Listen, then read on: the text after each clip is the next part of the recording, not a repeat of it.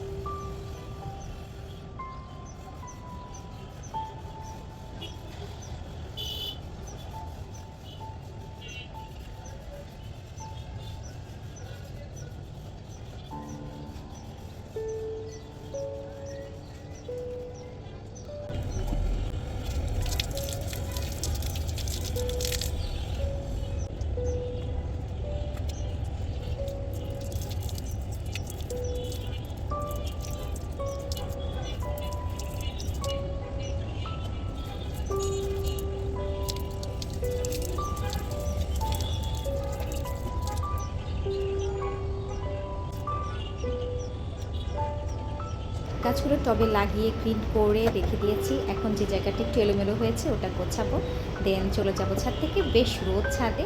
কেমন লাগলো আমার ভিডিও জানাবেন। আজকের মতো আল্লাহ হাফেজ।